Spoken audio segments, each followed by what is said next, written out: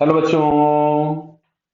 यहाँ दिया है uniform disc of mass 1 kg radius 20 centimetre lies flat on smooth table. A mass less string runs half around as shown in the figure. One end of the string is attached to the small block of mass m and the other end is being pulled by 20 Newton force. The circumference of the disc is sufficiently rough so that string does not slip over it. Find the acceleration of a small block. तो देखो ध्यान से यहाँ पे सबसे पहले एक tangential force F यहाँ लग रहा है इस पे और एक टेंशन T लग रहा होगा इस पे। मैं डिस्क की बात कर रहा हूँ, अभी क्लियर है। तो डिस्क के सेंटर का एक्सेलरेशन कुछ A इधर होगा और डिस्क कुछ इस डायरेक्शन में रोटेट कर रही होगी अल्फा से। तो अगर मैं डिस्क के लिए इक्वेशन लिखूं तो ट्रांसलेशनल मोशन की इक्वेशन मिलेगा F plus T is equals to M into A, बराबर है यहां से आ गया F plus T is equals to A. Clear है? क्यों? मास 1 kg दिया हुआ था। क्लियर है? फर्स्ट इक्वेशन मिल गया। अब अगर मैं सेंटर के अबाउट टॉर्क निकालूं तो सेंटर के अबाउट अगर मैं टॉर्क निकालूंगा तो दोनों फोर्सेस के टॉर्क अपोजिट है और रोटेशन हमने F की तरफ माना है। तो F का टॉर्क माइनस टेंशन का torque is equals to I into alpha और डिस्क दिया है तो हमने आई की जगह M R square by two रख दिया इंटू अल्फा। इस आर से आर कैंसिल हो गया तो यहां से मिलता है F minus T is equals to M. M की मैं वैल्यू पुट कर देता हूं, 1 हो गई। तो एम इज इक्वल्स टू अगर 1 हम लोग यहाँ पुट कर देते हैं तो ये हम लोगों को मिलता है आर अल्फा बाई टू। ये आ गया इक्वेशन नंबर 2। क्लियर है?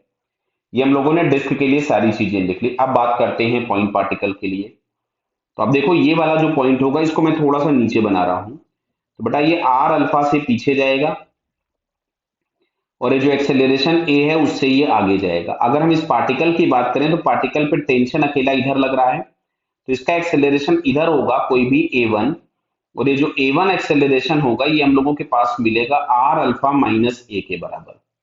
तो अब अगर मैं पार्टिकल के लिए इक्वेशन लिखूं तो पार्टिकल के लिए आपको मिलेगा T is equals to M into A one. एक ही अकेला फोर्स है और m बराबर 1 था तो A1 की जगह हम लोगों के पास मिल जाएगा आर अल्फा माइनस ए। ये आ गया इक्वेशन नंबर 3। क्लियर? अब यहां से सॉल्व करके हम लोगों को आर अल्फा माइनस ए की वैल्यू पुट कर ए की वैल्यू फाइंड करनी है। तो एक काम करते हैं, अगर हम दोनों इक्वेशंस को ऐड कर दें, फर्स्ट और सेकंड वाली अगर हम ऐड कर दें तो देखो यहाँ t माइनस है और यहाँ पे t प्लस है, दोनों गायब हो जाएंगे तो हमारे पास मिलता है 2f। ये हम लोगों को मिल रहा है 1 प्लस 2 से।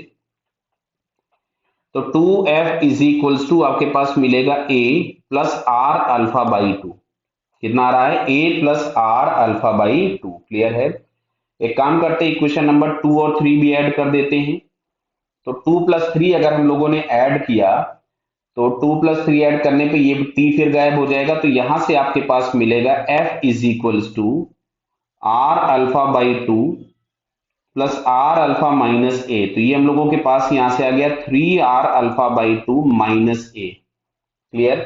इसको अगर हम कुछ इक्वेशन नंबर लिख देते हैं, मान लीजिए 4 और इसको हम लिख देते हैं इक्वेशन नंबर 5। तो एक काम करते हैं, इक्वेशन नंबर 4 प्लस 5 भी कर दें, ए गायब हो जाएगा। 4 प्लस 5 किया तो इधर में 2f था और यहाँ पे हमारे पास f था तो लेफ्ट हैंड साइड में हमारे पास हो गया 3f, बराबर है। राइट हैंड साइड में a गायब हो गया, ये a प्लस का था और ये वाला a माइनस का। और 3 प्लस 1 4, 4/2 मिलेगा हम लोगों को 2r अल्फा। क्लियर है? तो हम लोग r अल्फा में ही इंटरेस्टेड हैं तो हम r अल्फा की वैल्यू निकालते हैं। तो 3 इंटू 20/2 तो ये हम लोगों के पास मिल गया 30 मीटर पर सेकेंड स्क्वायर। ये हम लोगों के पास एक्सेलरेशन मिल गया। इसको उठा करके हम लोग पुट कर दे कहां पर? इक्वेशन नंबर चलो 4 में ही रख देते हैं यहाँ पे। अगर हम इस आर अल्फा की वैल्यू यहां पुट करेंगे तो देखिए हम लोगों के पास यहां से मिल रहा है 2 into 20 is equals to A plus R alpha by two तो हो जाएगा ये 15, बराबर है। तो ए इज इक्वल्स टू मिला 25 मीटर पर सेकेंड स्क्वायर। क्लियर? बताइए।